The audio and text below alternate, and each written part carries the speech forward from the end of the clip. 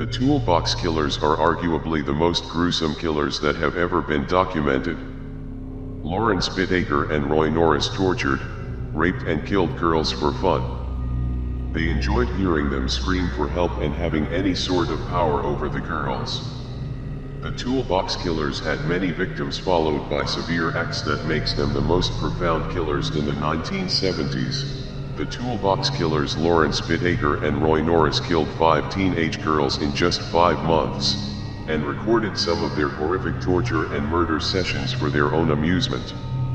The depraved duo became known as the toolbox killers.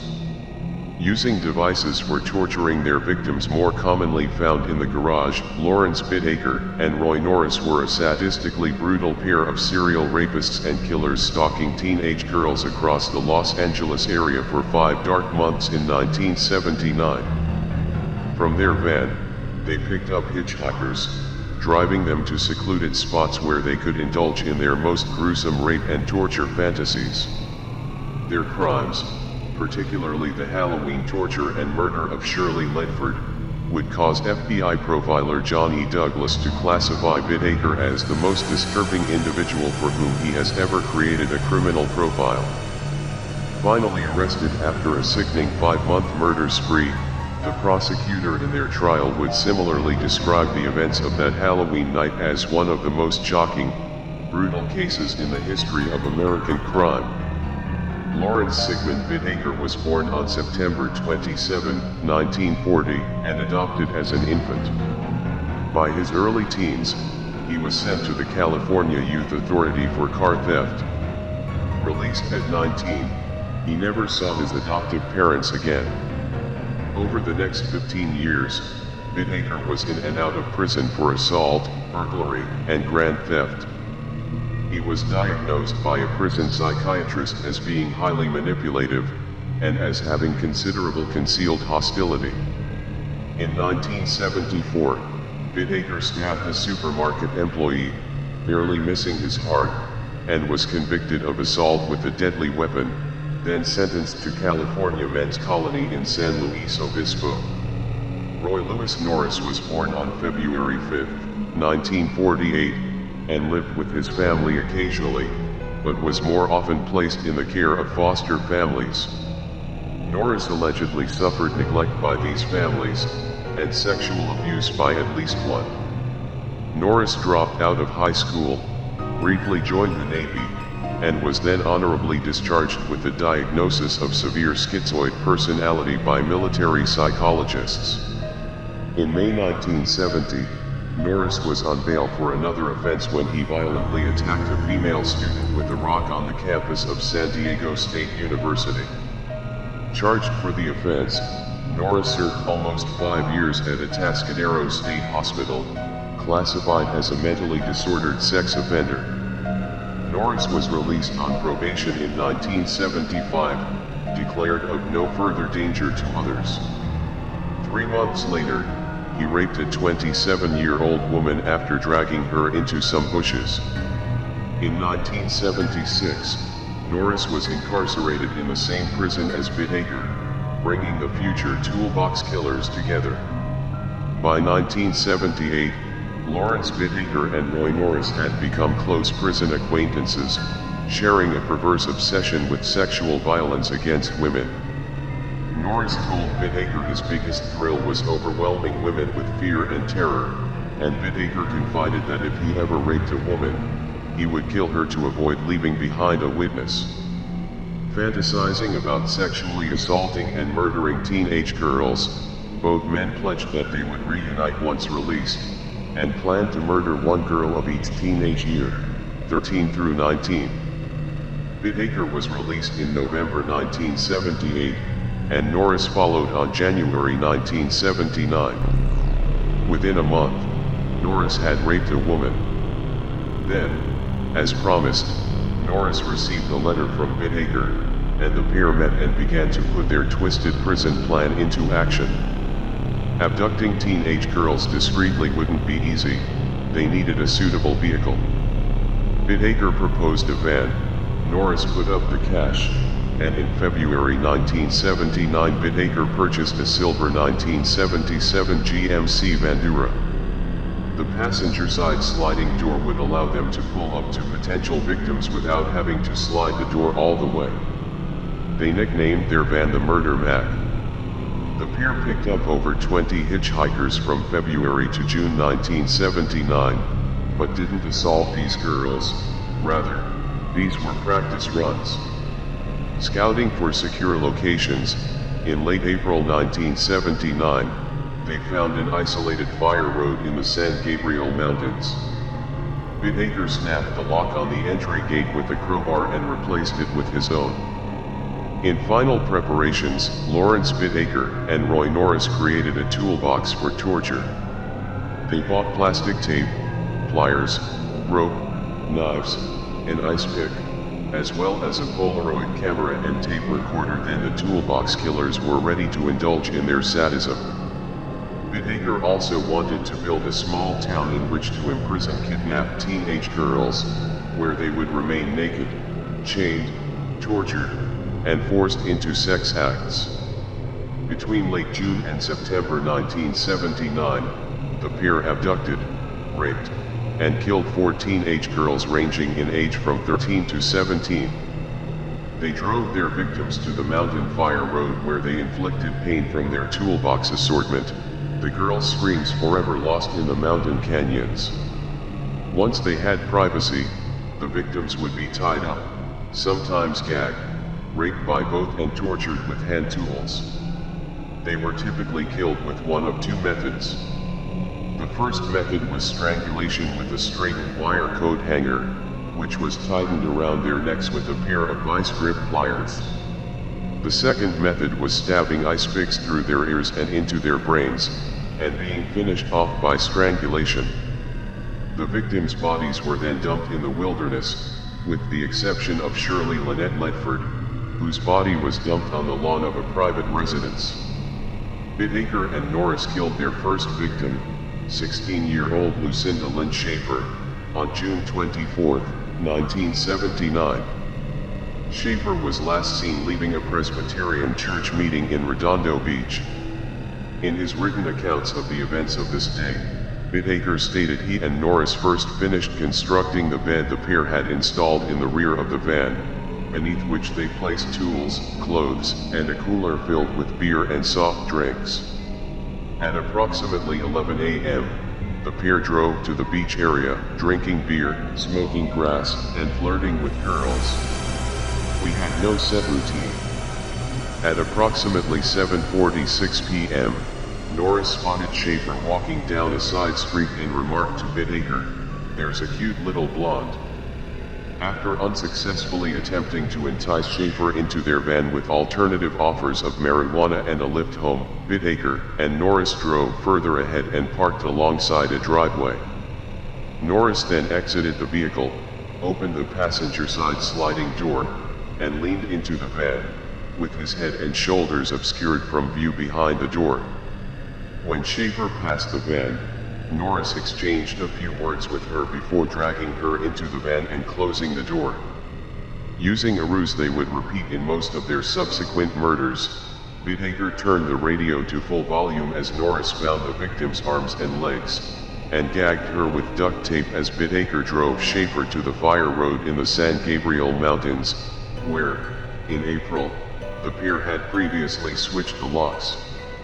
Despite initially screaming when she was abducted, Schaefer quickly regained her composure. In his written account of the night that followed, Bittaker wrote that Schaefer displayed a magnificent state of self-control and composed acceptance of the conditions of which she had no control. She shed no tears, offered no resistance, and expressed no great concern for her safety. I guess she knew what was coming. At the fire road, Norris first raped Schaefer after instructing Bittaker to go take a walk and return in 1 hour. Upon returning to the van, Bittaker similarly raped the girl in Norris's absence. Upon the second occasion in which she was raped by Norris in Bittaker's absence, Schaefer asked him whether they intended to kill her, to which Norris replied, "No." In response, Schaefer requested to be allowed time to pray before she was killed, if that was Bittaker and Norris's intention. In their subsequent accounts of the actual murder, Bittaker and Norris gave differing accounts as to who argued over whether they should kill her rather than release her. Each stated the other argued that they should kill her. In any event, Schaefer pleaded for only a second to pray before Norris attempted to manually strangle her. After approximately 45 seconds, he became disturbed at the look in her eyes and ran to the front of the van, vomiting. Bittaker then manually strangled Schaefer until she collapsed to the ground and began convulsing. He then twisted a wire coat hanger around her neck with vice grip pliers until Schaefer's convulsions ceased. Schaefer was denied her requests to pray before Bittaker and Norris killed her. Schaefer's body was wrapped in a plastic shower curtain and thrown over a steep canyon Bittaker had selected. According to Norris, after Bittaker had thrown Schaefer over the canyon, Bittaker assured him the animals would eat her up, so there wouldn't be any evidence left. On July 8, 1979, 2 weeks after the murder of Schaefer, Bittaker and Norris encountered 18-year-old Andrea Joy Hall hitchhiking along the Pacific Coast Highway. As the pair slowed the van to offer Hall a lift, another vehicle pulled over and offered Hall exactly that, which she accepted. Bittaker and Norris followed the vehicle from a distance until Hall exited the vehicle in Redondo Beach. On this occasion, Norris hid in the back of the van in order to dupe Hall into believing Bittaker was traveling alone. Inside the van, Bittaker offered Hall a cold drink from the cooler in the rear of the van. Norris, who had hidden behind a bedspread in the rear of the van, pounced on Hall when she attempted to retrieve the drink and, after a strenuous fight, managed to subdue her by twisting her arm behind her back, causing her to scream in pain. Norris then gagged Hall with adhesive tape and bound her wrists and ankles. Bittaker and Norris drove Hall to a location in the San Gabriel Mountains beyond where they had earlier taken Schaefer. At this location, she was raped twice by Bittaker and once by Norris. While Bittaker was raping Hall for the second time, Norris saw what he believed to be vehicle headlights approaching. Bittaker clasped his hand over Hall's mouth and dragged her into nearby bushes as Norris drove in an unsuccessful search for the vehicle he thought he had seen. When he returned, the pair drove to a location farther in the San Gabriel Mountains. Bittaker forced Hall to walk uphill naked alongside the road and to then perform oral sex on him, before ordering Hall to pose for several Polaroid pictures. Bittaker and Norris drove Hall to a third location, where Bittaker again walked Hall up a nearby hill, this time as Norris drove to a nearby store to purchase alcohol. When Norris returned, Bittaker was alone and in possession of 2 further Polaroid pictures he had taken, both of which depicted Hall's face in expressions Norris later described as being of sheer terror as she begged for her life to be spared. Bittaker informed Norris that he had told Hall he was going to kill her and challenged her to give him as many reasons as she could come up with as to why she should be allowed to live, before thrusting an ice pick through her ear into her brain. He then turned her body over and thrust the ice pick into her other ear, stomping on it until the handle broke. Bittaker then strangled Hall before throwing her body off a cliff. On September 3, Bittaker and Norris observed 2 girls named Jackie Doris Gilliam and Jacqueline Leah Lamp sitting on a bus stop bench near Hermosa Beach. Lamp and Gilliam had been hitchhiking along the Pacific Coast Highway before Bittaker and Norris observed them as they were resting at the bus stop. Bittaker and Norris offered the girls a ride, which Gilliam and Lamp accepted. Inside the van, both girls were offered marijuana by Norris, which they accepted. Shortly after entering the van, both girls realized that Bittaker had steered the van off the Pacific Coast Highway and was driving in the direction of the San Gabriel Mountains. When the girls protested, both Bittaker and Norris attempted to allay the girls' concerns with excuses, which did not deceive either girl. Lamp, aged 13, attempted to open the sliding door, whereupon Norris hit her on the back of the head with a bag filled with lead weights, briefly knocking her unconscious, before overpowering 15-year-old Gilliam. As he began to bind and gag Gilliam, Lamp regained consciousness and again attempted to flee the van, whereupon Norris twisted her arm behind her back, and dragged her back into the van. As this struggle ensued, Bittaker, noting the girl's struggle was in full view of potential witnesses, stopped the van, punched Gilliam in the face, and assisted Norris in finishing binding and gagging the two girls.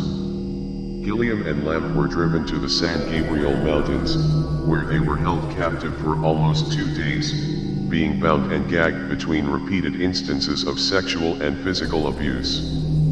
Both men slept in the van alongside their 2 hostages, with each alternatively acting as a lookout.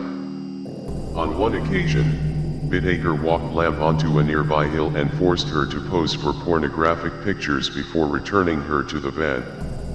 Bittaker also asked Norris to take several Polaroid pictures of himself and Gilliam, both nude and clothed.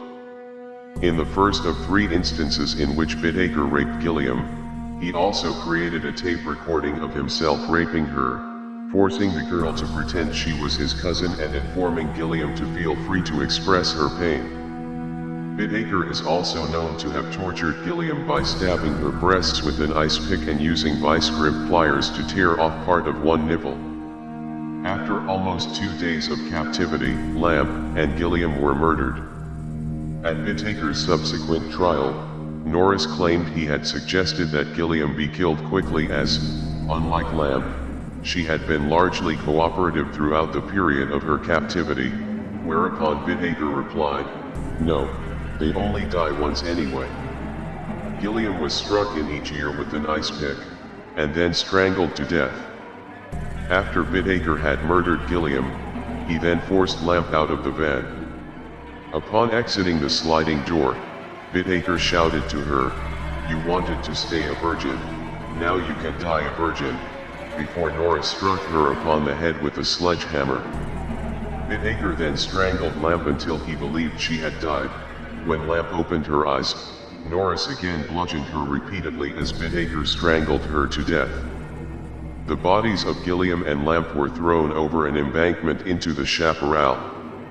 Bittaker and Norris abducted their final victim, 16-year-old Shirley Lynette Ledford, on October 31, 1979.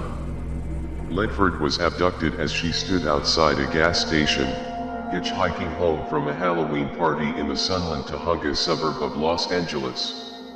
Investigators believe Ledford accepted a ride home from Bittaker and Norris because she recognized Bittaker, as he is known to have frequented the restaurant in which Ledford held a part-time job as a waitress. Upon accepting the offer of a lift home and entering the van, Ledford was offered marijuana by Norris, which she refused. Bittaker drove the van to a secluded street, where Norris drew a knife, then bound and gagged Ledford with construction tape.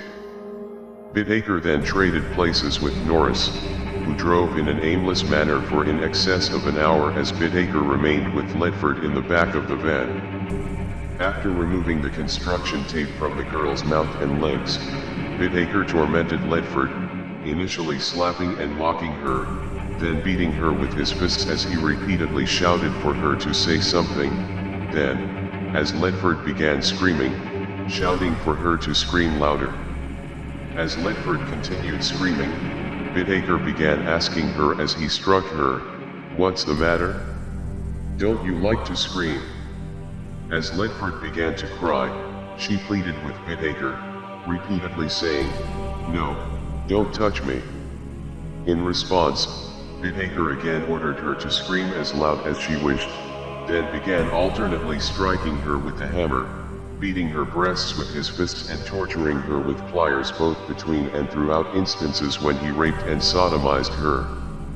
Repeatedly, Ledford can be heard pleading for the abuse to cease and making statements such as, "Oh no. No," as sounds of Bittaker alternately extracting either the sledgehammer or the pliers from the toolbox can be heard on a tape recorder he had switched on after entering the rear of the van. Norris later described hearing screams, constant screams emanating from the rear of the van as he drove. Shortly after Norris switched places with Bittaker, he himself switched on the tape recorder that Bittaker had used to record much of the time he had been in the rear of the van with Ledford. Norris first chided for Ledford to go ahead and scream or I'll make you scream. In response, Ledford pleaded, I'll scream if you stop hitting me, then emitted several high-pitched screams as Norris encouraged her to continue until he ordered her to stop. Norris then reached for the sledgehammer as Ledford, seeing him do this, screamed, "Oh no." Norris then struck Ledford once upon the left elbow. In response, she informed Norris he had broken her elbow, before pleading, "Don't hit me again." In response, Norris again raised the sledgehammer as Ledford repeatedly screamed, "No." Norris then proceeded to strike Ledford 25 consecutive times upon the same elbow with the sledgehammer, before asking her, "What are you sniveling about?" as Ledford continuously screamed and wept.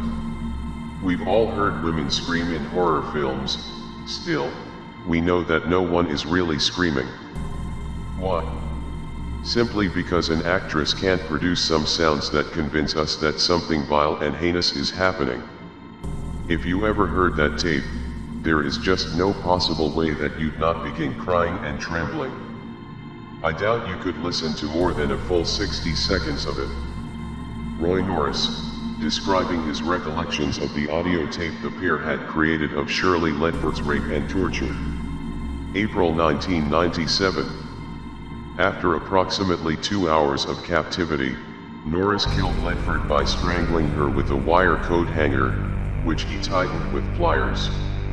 Ledford did not react much to the act of strangulation, although she died with her eyes open. Bittaker then opted to discard her body on a random lawn in order to view the reaction from the press.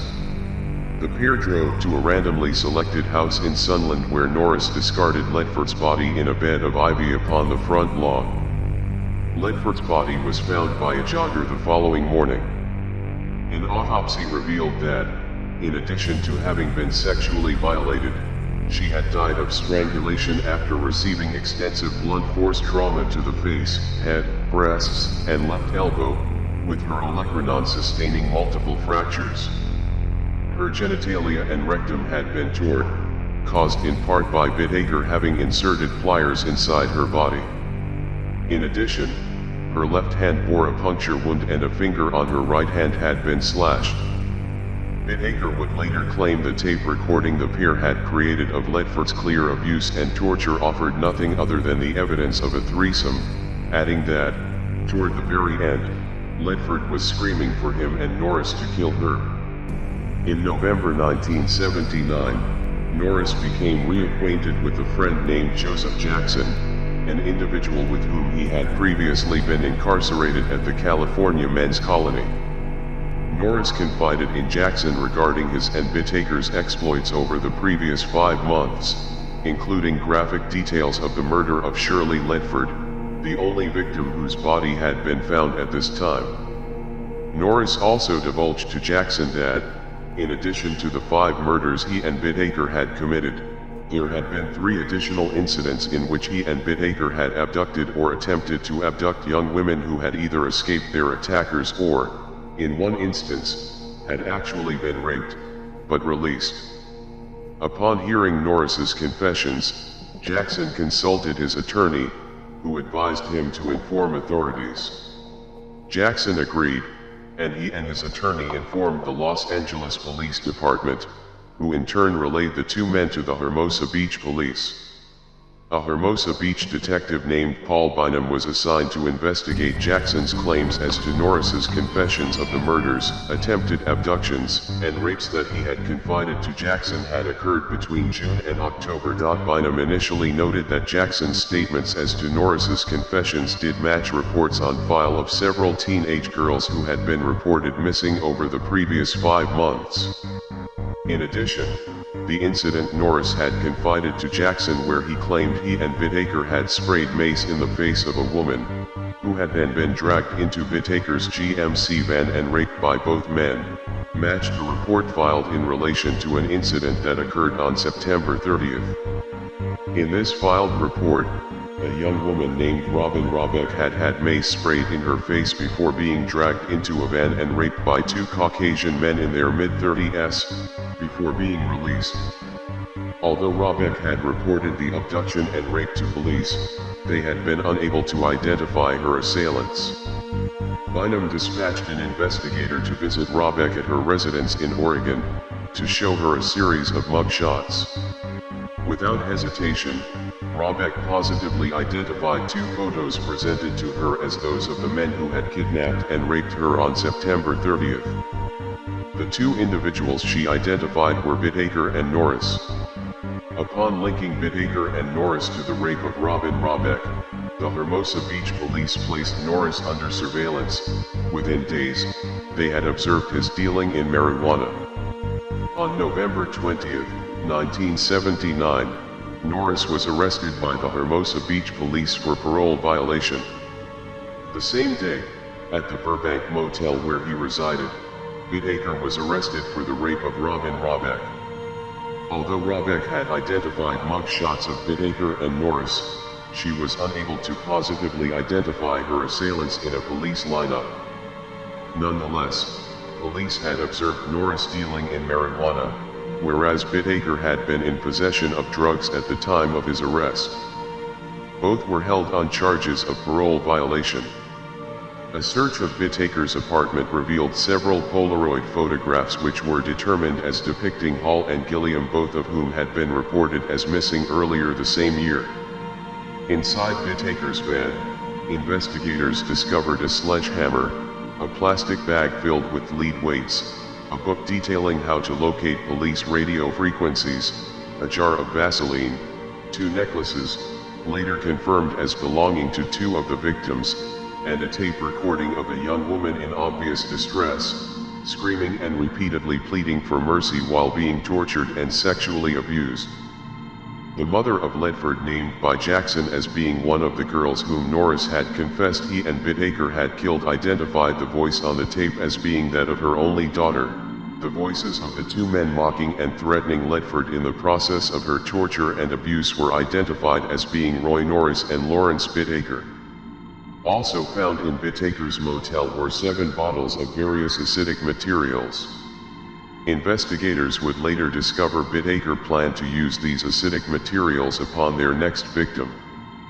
Inside Norris's apartment, police discovered a bracelet he had taken from Ledford's body as a souvenir.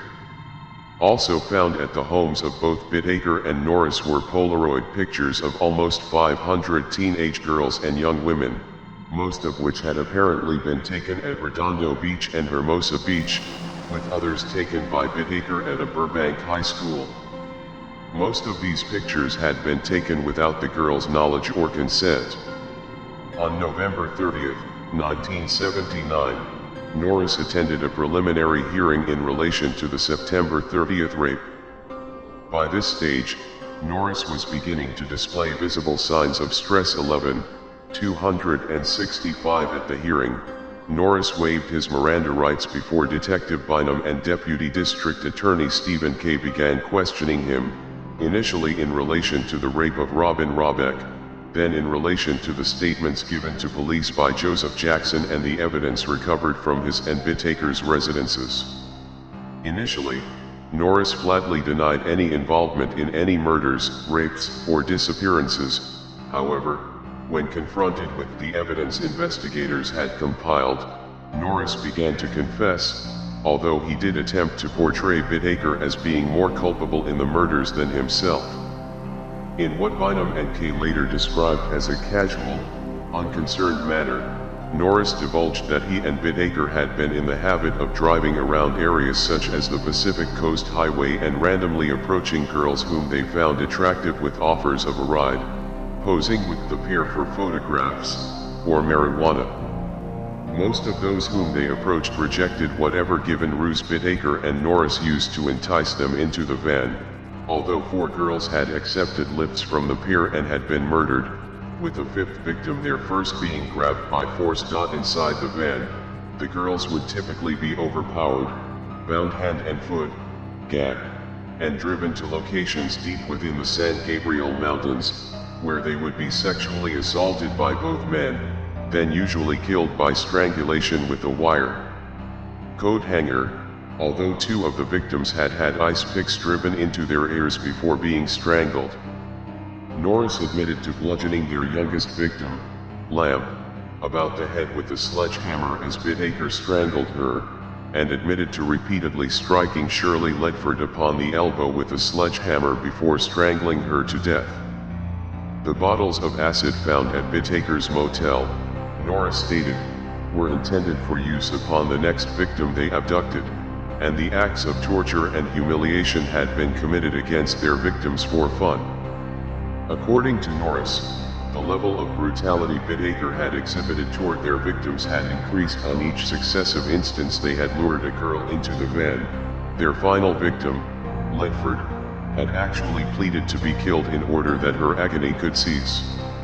Additional details by Norris provided further corroborating evidence to support his confessions. For example, he knew that their first victim, Schaefer, had left a meeting at a Presbyterian church shortly before she was abducted, and that Schaefer had lost one shoe as she had been dragged into Bittaker's van. Norris also knew part of Shirley Ledford's ancestry was Hispanic, and that Bittaker had unsuccessfully asked her to date him prior to October 1979. In a press statement relating to the police investigation into the murders issued on February 7, 1980, Los Angeles County Sheriff Peter Pitchess stated the victims had been subjected to sadistic and barbaric abuse, adding that 5 charges of first-degree murder would be sought against both Bittaker and Norris. Sheriff Pitchess also stated that, in relation to the Polaroid pictures found in Bittaker and Norris's apartments, police had located 60 of the young women depicted, none of whom had been harmed. Nonetheless, Pitchess also stated that police had also identified 19 of the women depicted in the pictures as being individuals who had been reported missing, and that these teenage girls and young women may well have been murdered, although Pitchess did stress that they had no conclusive evidence to suggest that these additional 19 women photographed had fallen victim to Bittaker and Norris. One of the Polaroid pictures seized from Bittaker and Norris depicts an unidentified young white woman, alone with Bittaker and Norris, in circumstances very similar to the pictures found depicting known victims Hall, Lamb, and Gilliam. The young woman in the pictures has never been identified. This photograph is indicative there may have been one further victim whom neither Bittaker or Norris ever mentioned to investigators. Norris agreed to return to the San Gabriel Mountains to search for the bodies of the girls to whose abduction and murder he had confessed to assisting in. In each instance, Norris brought detectives to the area where he and Bittaker had disposed of their victims' bodies. Despite extensive searches of the areas where he stated the bodies of Schaefer and Hall had been discarded, their bodies were never found. On February 9, 1980, the skeletalized bodies of Lamb and Gilliam were found at the bottom of a canyon, alongside a dry riverbed. The bodies were scattered over an area measuring hundreds of feet in diameter. An ice pick was still lodged in the skull of Gilliam. The skull of Lamb bore multiple indentations, evidence of the numerous hammer blows Norris had stated he inflicted.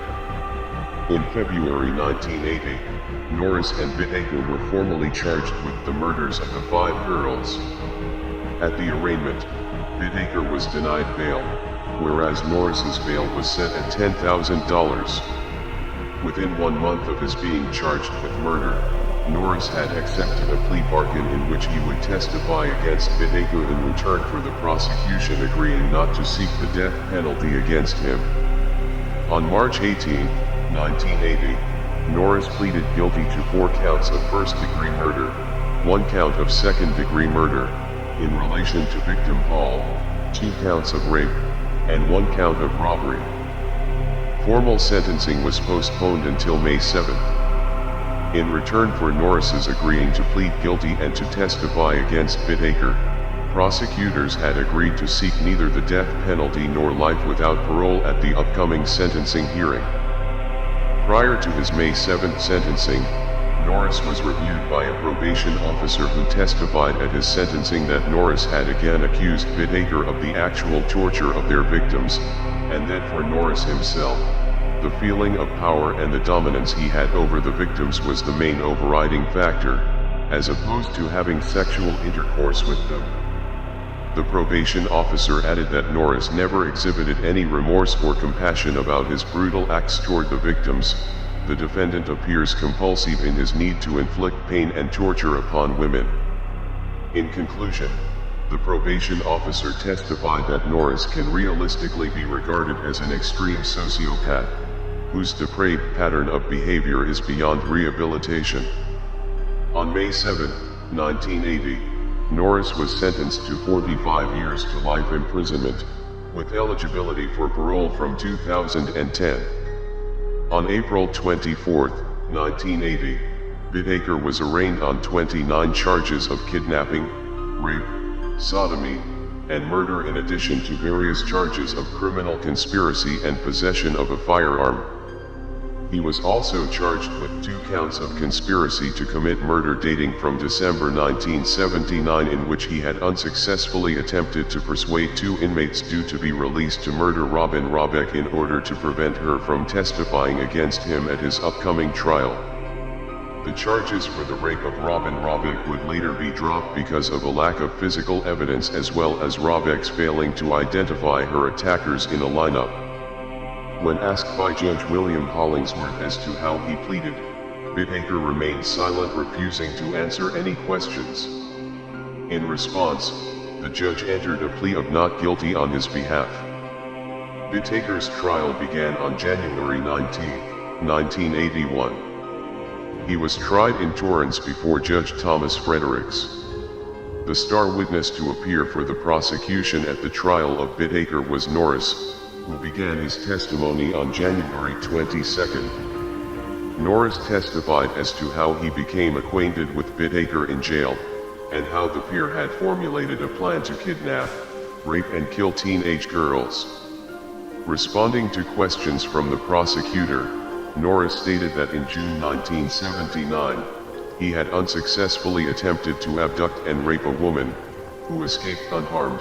When he informed Bittaker of this incident, they both agreed to act together on all future abductions. Norris then chronologically recounted for the court the details of each of the 5 murders he and Bittaker had committed, in addition to the September 30, 1979 rape of Robeck, the attempted abduction of a woman named Jan Mallon, which had also occurred on September 30th, and the attempted abduction of an unidentified young woman on September 27th. In reference to the actual murders, Norris stated that after he unsuccessfully attempted to strangle Schaefer, Bittaker had strangled her with a wire coat hanger.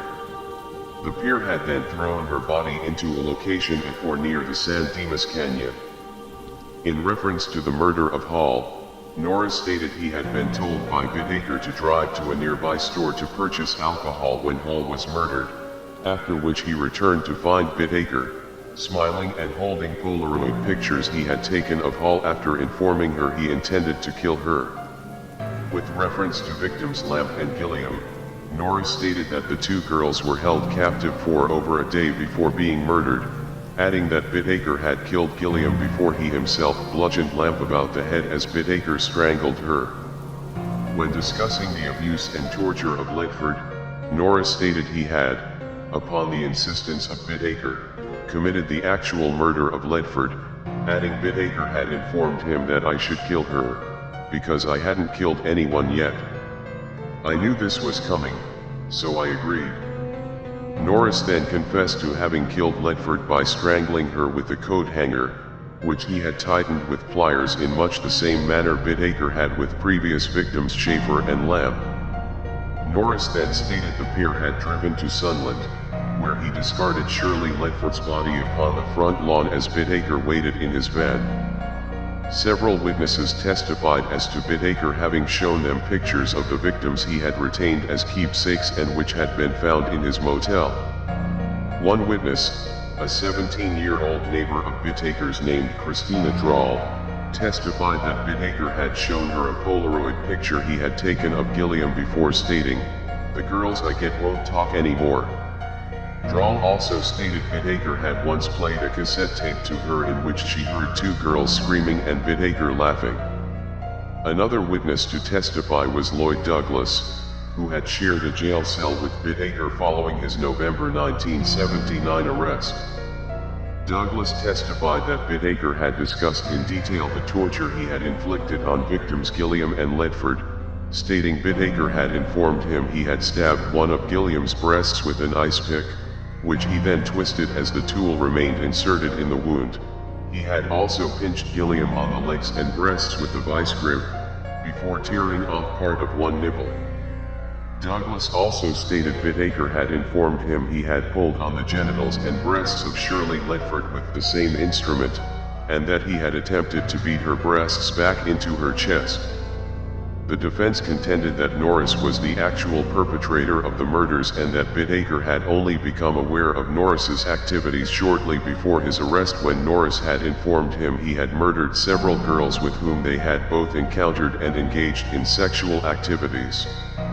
To support their case, the defense produced a friend of Norris named Richard Shupman, who testified as to Norris's repeatedly divulging to him his desire to rape young girls.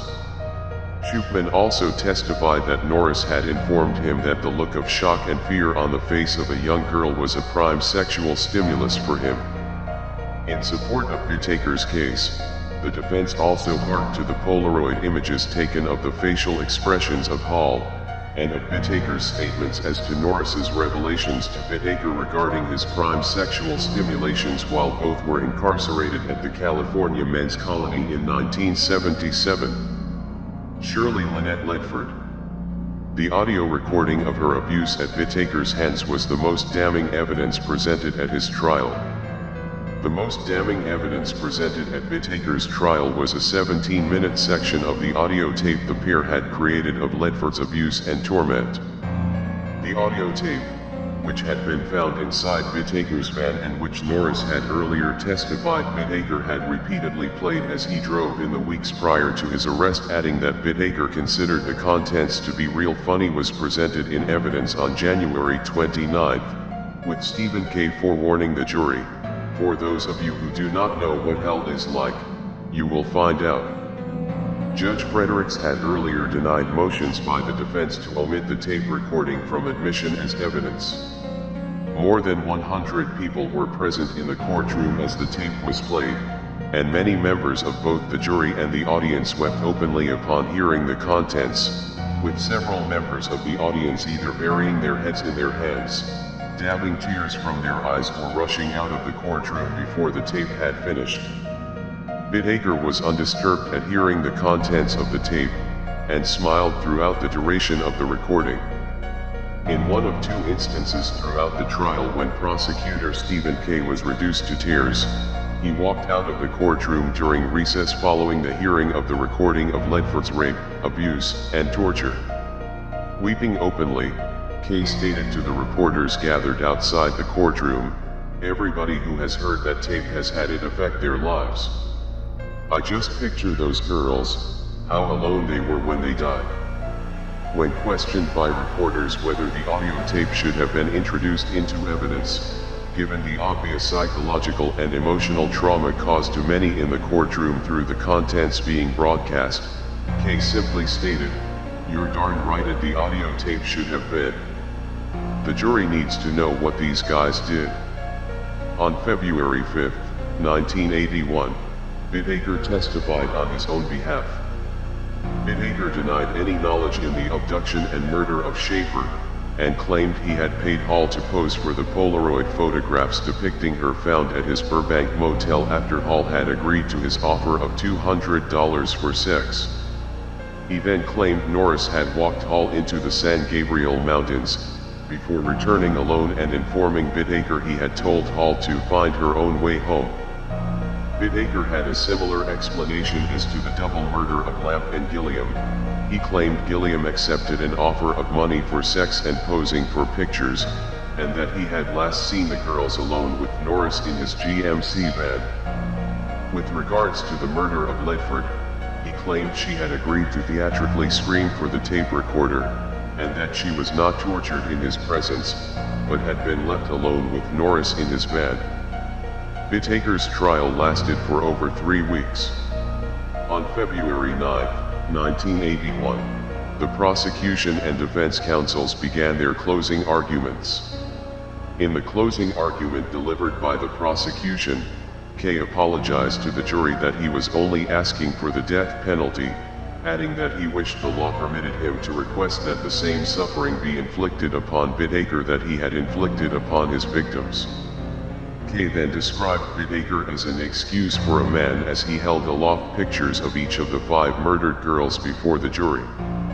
Seeking the death penalty for Bittaker, Kay referred to the case as one of the most shocking, brutal cases in the history of American crime, and added, "Make no mistake, ladies and gentlemen, a punishment of life imprisonment in prison would be a total, complete victory for him. If the death penalty is not appropriate in this case, then when will it ever be?" In his own closing argument before the jury, Deputy District Attorney C. Randolph Ramsey discredited Bittaker's claims that contrary to Norris's testimony, Shirley Lynette Ledford had agreed to scream, weep, and plead for mercy theatrically for the tape recording introduced as evidence, stating to the jury, "You've heard the sounds on this tape. Ms. Ledford screaming, yelling, 'Don't touch me. No, no, no, no, no.' That tape should be sufficient corroboration by itself." Defense attorney Albert Garber requested the jury discount the testimony of Norris, arguing in favor of Bittaker's claims that Norris had committed the actual murders, and claiming the testimony of the prosecutors throughout the trial amounted to little more than a bloodlust, adding that the prosecution had repeatedly recited the gory details of the murders. Garber harked to the earlier testimony of a psychologist named Michael Maloney, who had testified as to Bittaker's inability to empathize with other people's feelings and emotions, in addition to the fact that, with the exception of Bittaker's 1974 stabbing of Gary Louis, all of Bittaker's previous criminal convictions were for nonviolent offenses. The defense also claimed that insufficient corroborative evidence existed to convict Bittaker. They, Bittaker and Norris, lacked the internal prohibitions, or conscience, that keep most of us from giving full expression to our most primitive, and sometimes violent, impulses. Forensic psychiatrist Dr. Ronald Markman, reciting conclusions of his analysis of Bittaker and Norris, 1989. On February 17, 1981, after deliberating for 3 days, the jury found Bittaker guilty of 5 counts of first-degree murder, 1 charge of conspiracy to commit first-degree murder, 5 charges of kidnapping, 9 charges of rape, 2 charges of forcible oral copulation, 1 charge of sodomy, and 3 charges of unlawful possession of a firearm. Deliberations as to whether Bittaker should be sentenced to death or life without parole began February 19. The jury deliberated for just 90 minutes before they returned with their verdict. Bittaker was sentenced to death for the 5 counts of first-degree murder upon which the prosecution had sought this penalty. He showed no emotion as the verdict was delivered. Superior Court Judge Thomas Fredericks then ordered Bittaker to appear in court on March 24 for formal sentencing. On March 24, in accordance with the jury verdict, Bittaker was formally sentenced to death. In the event that the sentence imposed was ever reverted to life imprisonment, Judge Thomas Fredericks imposed an alternative sentence of 199 years, 4 months imprisonment to take immediate effect. Bittaker appealed his conviction and sentencing, citing procedural errors such as the validity of warrants used to authorize the search of his van and motel room, and the dismissal by the judge of a woman initially hired at the stage of jury selection to advise the defense counsel in matters relating to jury views upon the death penalty. Nonetheless, Bittaker's appeal was dismissed on June 22, 1989, with the court ruling that any procedural errors were minor and in view of the strong evidence against Bittaker did not affect the overall verdict. An initial execution date for Bittaker was set for December 29, 1989. Bittaker appealed this decision, although on June 11, 1990, the U.S. Supreme Court upheld the decision that he be executed. A renewed execution date was scheduled for July 23, 1991. Bittaker again appealed the decision of the U.S. Supreme Court that he be executed, and was granted a further stay of execution on July 9, 1991.